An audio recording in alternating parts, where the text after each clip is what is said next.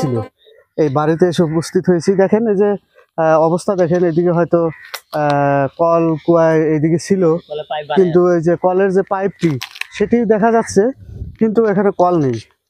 এখান থেকে ওইদিকে কেন ওনার যাইতে হইলো সেই বিষয়ে আমি ওনার কাছে জিজ্ঞেস করব। আপনি যে এখানে ছিলেন, এখান থেকে ওইদিকে কেন গেলেন? এই যে নদী ভাঙে গেলে মানে থাকা হলাম না, তারপরে নদী নালে ভাঙে যায়, তারপরে ওই ধরে ভয় গেলাম গা। যখন পানি হয় তখন এখানে কতটুকু পানি হয়? এইরকম না, প্রায় 1 বুক পানি হয়।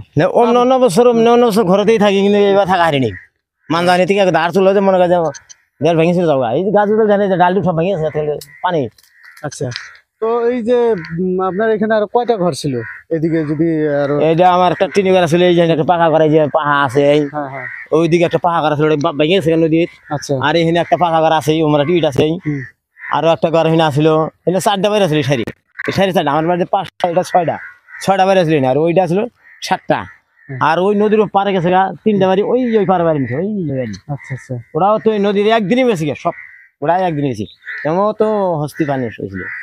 সেটাই মানে আপনার এখানে এত মানে পানি হয়, বা এখানে আপনি বাড়ি কয়বার মানে ভাঙাভাঙি করছেন, কয়বার? আমি এখানে বর্তমান ভাঙা গেতে এইবারই গেছি দুয়ারে ছড়ে। এর আগে আপনার বাড়ি না, এমনি ভাঙি প্রয়োজন হয় নাই না। এই যে আপনার জীবনে এত বড় একটা ঝুঁকি আসলো এবার বানপানিতে, যে আপনি বাড়িতে থাকার মতো মানে অবস্থা নাই, তো সেই সময় আপনার কি ধরনের পরিস্থিতি হয়েছিল একটু যদি আমাদেরকে বলেন। তারপরে নাও আছে, ছোট নাও আসছিল, নাও দিয়ে আমরা 2 দিন বসবাস করলাম ঘরের মধ্যে। তারপরে যে ধার করলো, তখন করলে না তো সবাই গেলে গা, তখন থাকা হলাম না, ঘর দর কলা গাছ কাটিয়ে দিয়ে বাসা দিয়ে তারপরে পানি নিয়ে তারপরে সেলো একটা ভাড়া কিনে গেছি।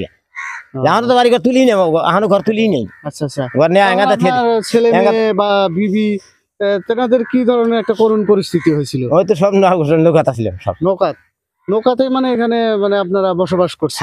তারপরে এখান থেকে ওইদিকে চলে গেছেন। তো এরকম একটা করুণ পরিস্থিতি, তারপরে ওইদিকে যেহেতু আপনার ব্যবস্থা আছে, তো এই চর ছাড়ছেন না কেন?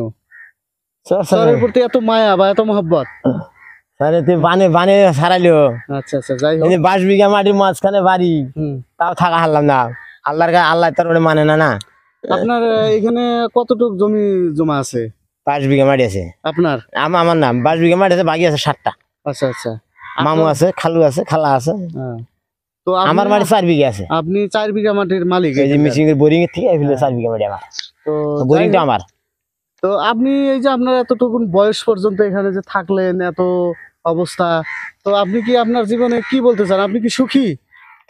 না, যখন আছে তখন সুখী। আল্লাহ খুব সুখী রাখছে, আল্লাহ কিন্তু ব্যবস্থা নাই। এখন মাটি সমিতি গেল ভাঙ্গিয়া, কর্ম করে হারছে না, গর্দন নিয়ে মানুষের বাড়ি কিন্তু খেয়ে দিছি, এখন ঘর তুলি নেই। বর্তমানে এখন ঘর তুলি নি গে। এই কিছুদিন শুনলাম যে আপনার মন্ডলে ছিল না, বলে যে ঘর দিব, হাফ দাপ দিব, একা থাকো এখানে, নামি ফেলাম না, কোনো প্রয়োজনই নাই, গরিব মানুষের কোনো প্রয়োজনই নাই। দেখেন, মানুষের জীবনে কত আশা আকাঙ্ক্ষা, বাড়ি গাড়ি অট্টালিকা, কত কিছু করার পরেও মানুষ কিন্তু বলে যে আমার জীবনে আমি সুখী নই, বা মানুষের কত ধরনের ব্যস্ততা, কত টাকা পয়সা জমানোর, সম্পত্তির পাহাড় গড়ার পরেও মানুষ সুখী হয় না। কিন্তু এই যে সহজ সরল এই ভাই, ওনাকে আমি কিন্তু অবশেষে জিজ্ঞেস করলাম যে ভাই, আপনি আপনার জীবনে এত কিছু হইলো, তারপরেও কি আপনি সুখী? উনি কিন্তু এক বাক্যে বললো যে হ্যাঁ, আল্লাহ আমাকে অনেক সুখী রেখেছে।